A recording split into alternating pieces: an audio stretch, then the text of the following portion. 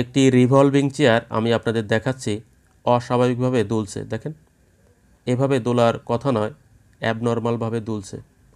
তো এতে বসতে অনেকে ভয় পায়। কারণটি হলো এই যে মেকানিক্যাল দেখছেন, যেখানে হাইড্রোলিক গ্যাস সিলিন্ডার এই যে আটকানো রয়েছে, সেই মেকানিক্যালের একটি অংশ যেখানে চুড়ি আসলে ভেঙে গেছে। এই যে দেখেন, ভেঙে গেছে। তো এখান থেকে পড়ে যাবে না, অ্যাবনর্মালভাবে দুলবে। তো আমরা কি করব? মেকানিক্যাল পরিবর্তন করব। তো প্রথমে আমরা মেকানিক্যাল খুলে নিচ্ছি, চেয়ারের থেকে মেকানিক্যাল আলাদা করে নিচ্ছি। তো এটাকে অনেকে অফিস চেয়ার বলে।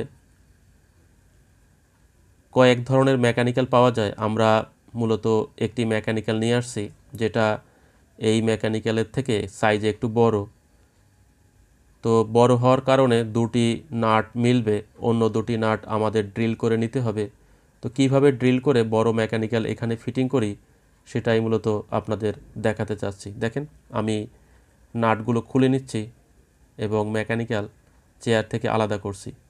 কিন্তু ওই যে চেয়ারের বেজ এবং হাইড্রোলিক গ্যাস সিলিন্ডার অ্যাডজাস্ট করা রয়েছে, আমরা হাইড্রোলিক গ্যাস সিলিন্ডার হতে মেকানিক্যাল কিভাবে খুলছি দেখেন। আস্তে আস্তে বাড়ি দিচ্ছি, ঘুরিয়ে ঘুরিয়ে একটি হ্যামার ব্যবহার করে প্রেসার দিতেই খুলে গেছে।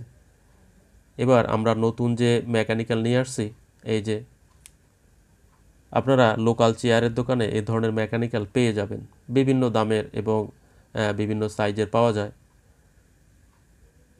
দেখেন, আমরা একটু দাগ দিব। তো পিছনের যে দুটি নাট রয়েছে তার সাথে মিলে গেছে, কিন্তু সামনের দুটি নাট মিলবে না, কারণ আমরা ছোট মেকানিক্যাল খুঁজে পাইনি, মার্কেটে পাওয়া যাচ্ছে না। এই কারণে আমরা একটি বড় মেকানিক্যাল এখানে ফিটিং করছি। নাট বোল্ট টাইট করা হয়, সেই স্থানটি একটু বড়, এই কারণে আমরা দেখেন মার্কিং করে নিচ্ছি কলম ব্যবহার করে এবং ড্রিল করছি। এটা প্লাইউড, ড্রিল করা যায়। তো সিট আমরা একটু খুলে নিয়েছি। ওই যে দুটো বোল্ট রয়েছে, ওই বোল্ট দুটো আমরা এখানে ঢুকিয়ে দেওয়ার জন্য সিট খুলে নিয়েছি। দেখেন, তো আমার ড্রিল করা হয়ে গেছে। বোল্ট দুটো আমরা নিচের থেকে ঢুকিয়ে দিয়েছি এবং দেখেন মেকানিক্যাল আমরা সঠিকভাবে এখানেই ফিটিং করতে পারবো, তাতে কোনো সমস্যা হবে না।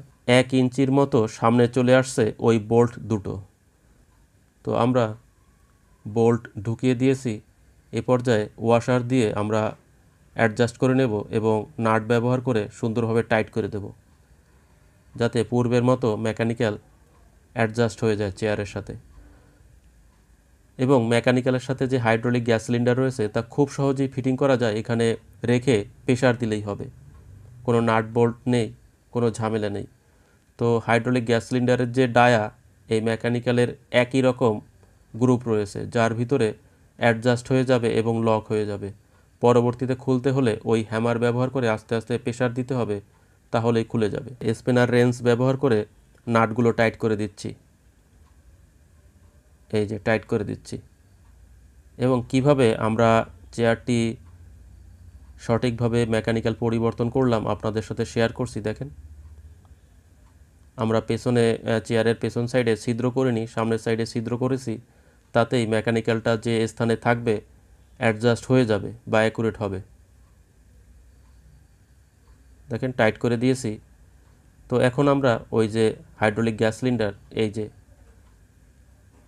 মেকানিক্যালের গ্রুপের ভিতর ঢুকিয়ে হালকা প্রেসার দিয়েছি এবং ওই যে আমরা সিট খুলেছিলাম, ওই সিটের নিচে আমরা সলিউশন আঠা ব্যবহার করে রেখে দেব একটু প্রেসার দিয়ে, যাতে সুন্দরভাবে শুকিয়ে যায় এবং টাইট হয়ে যায়। দেখেন, আমরা একটু সলিউশন আঠা ব্যবহার করছি এবং চেয়ারটি দেখেন আগে অ্যাবনর্মালভাবে দুলছিল, এখন কোনোভাবে দুলছে না, শক্ত হয়ে গেছে। এবং আমরা খুব ভালোভাবে চেয়ারের মেকানিক্যাল পরিবর্তন করেছি।